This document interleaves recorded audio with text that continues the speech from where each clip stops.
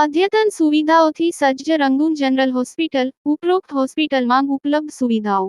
બાળકો માટેનો ખાસ ઓપીડી વિભાગ, કાંગારૂ મધરકેર વિભાગ, સ્પેશિયલ રૂમની સુવિધા, પીઆઈસીયુ, નવજાત શિશુ સઘન સારવાર કેન્દ્ર, એનઆઈસીયુ, નાસ આપવાની સુવિધા, નેબ્યુલાઇઝેશન, ઓક્સિજનના બોટલ તથા કોન્સન્ટ્રેટરની સુવિધા, નોર્મલ તથા સિઝેરિયન પ્રસૂતિ, પીડા રહિત પ્રસૂતિ, ગર્ભાશયનું ઓપરેશન, ટાંકાવાળું તેમજ ટાંકા વગરનું, સોનોગ્રાફી, વંધ્યત્વ નિવારણ દરેક પ્રકારની તબીબી સેવાઓ નિષ્ણાત તબીબો દ્વારા પ્રદાન કરવામાં આવે છે. સરનામું: રહાડપોર ગામ પાસે, તાલુકો, જિલ્લો ભરૂચ. ભરૂચ વડોદરા હાઈવેના સમારકામ માટે 15 દિવસનું અલ્ટિમેટમ, સામાજિક કાર્યકરની જર અન્ન ત્યાગની ચીમકી ચર્ચાનો વિષય બન્યો. ખખડધજ રસ્તાઓ અને પુલોથી પરેશાન ભરૂચના નાગરિકો તાત્કાલિક સમારકામની માંગણી સાથે આંદોલનની ચીમકી આપતા ચર્ચાનો વિષય બનવા પામ્યો છે. ભરૂચથી વડોદરા તરફ જતા નેશનલ હાઈવે 48 પર ખરાબ રસ્તાઓ અને બિસ્માર પુલોના સમારકામને લઈને મોટી ચર્ચાએ જોર પકડ્યું છે.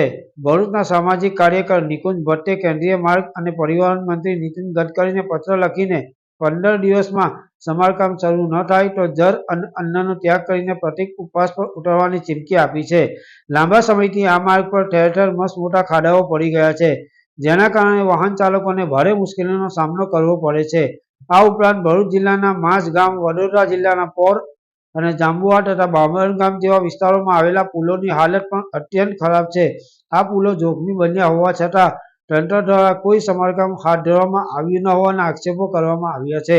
સામાજિક કાર્યકર નિકુંજ ભટ્ટે તેમના પત્રમાં સ્પષ્ટ જણાવ્યું છે કે જો આગામી 15 દિવસમાં આ રસ્તાઓ અને પુલોનું સમારકામ શરૂ નહીં થાય તો તેઓ ભરૂચ જિલ્લા કલેક્ટર કચેરી અથવા ગાંધીનગર ખાતેની NHAIની કચેરી સામે પ્રતિક ઉપવાસ કરશે.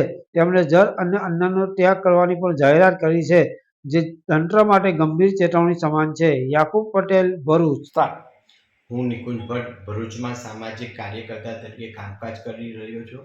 ગઈકાલે માનનીય નીતિન ગડકરીજીને, ભારત સરકારના જેઓ રોડ અને પરિવહન મંત્રી છે, તેઓને મારા દ્વારા એક લેટર લખવામાં આવ્યો છે કે જેમાં ભરૂચથી વડોદરાના લગતા તમામ બ્રિજો તથા રોડનું સમારકામ તાત્કાલિકપણે એટલે કે 15 દિવસની અંદર કરી આપે અને જો 15 દિવસની અંદર માનનીય મંત્રાલય દ્વારા કાં તો નેશનલ હાઈવે ઓથોરિટીઝના સચિવ લેવલના અધિકારીઓ દ્વારા અથવા તો બીજા કોઈ અધિકારીઓ દ્વારા પણ જો 15 દિવસની અંદર આ સમારકામ પૂર્ણ નહીં થાય તો હું ગાંધી ચિંધ્યા માર્ગે ભરૂચ કલેક્ટરશ્રી અથવા તો નેશનલ હાઈવે ઓથોરિટીની રિજનલ ઓફિસ ગાંધીનગર ખાતે હું પ્રતિક ઉપવાસ કરીશ.